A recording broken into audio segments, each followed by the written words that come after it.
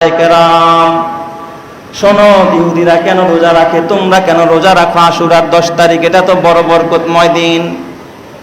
ইহুদিরা ডাক দিয়া বলল, ইয়া মুহাম্মদ ইবনে আব্দুল্লাহ, তুমি তো জানো না এই দিন আমাদের নবী মুসা আলাইহিস সালামকে ফিরআউনের হাত থেকে আল্লাহ পাক লোহিত সাগর পাড়ি দিয়া তাকে আল্লাহ পাক হেফাজত করেছিলেন ফিরআউনের হাত থেকে। এই জন্য এই দিনের আমরা শুকরিয়া আদায়ের জন্য আমরা রোজা রাখি।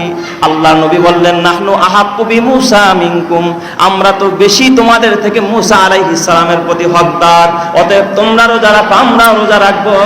তবে নবীজি বললেন, ও সাহাবায়ে কেরাম, ইহুদিরা একদিন রোজা রাখে, আল্লাহ যদি আমারে বাঁচায় রাখে আগামী বছর আমি এর সাথে আর একটা রোজা মিলাইয়া 2টা রোজা রাখবো।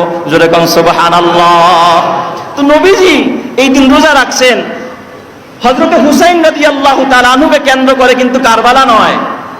হযরত হুসাইন রাদিয়াল্লাহু তাআলা আনহুর শাহাদাতের অনেক আগের থেকেই কি এই আশুরার দিন চলে আসতেছে, মুহররমের 10 তারিখের ফজিলত চলে আসতেছে।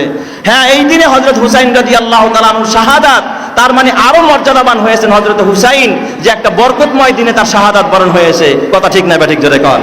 যেমন আমরা মনে করি জুমার দিনে কারো মৃত্যু হলে যে লোকটার ভালো দিনেই মৃত্যু হয়েছে, হযরত হুসাইন রাদিয়াল্লাহু তাআলা আনহু নবীজির কলিজার টুকরা ছিলেন, এবং হযরত হাসান আর হুসাইন রাদিয়াল্লাহু তাআলা আনহু দুইজনের চেহারার সাথে আল্লাহর নবীর চেহারার অনেকটাই মিল ছিল।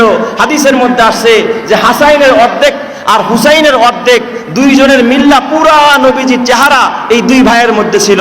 জোরে কোন সুবহানাল্লাহ।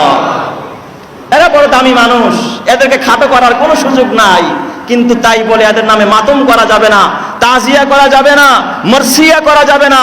তাদের নামে দোয়া করেন, তাদের নামে দান খয়রাত করেন, তাদের নামে রোজা রাখেন, তাদের জন্য মসজিদ বানান, তাদের জন্য মাদ্রাসা বানান, তাদের জন্য এতিমখানা খুলেন, তাদের জন্য লঙ্গরখানা খুলেন, এতিমরে খাওয়ান, গরিবরে খাওয়ান, সব তাদের আরওয়াহে আল্লাহ পৌঁছায়া দিবে। ঠিক না ঠিক জোরে কর।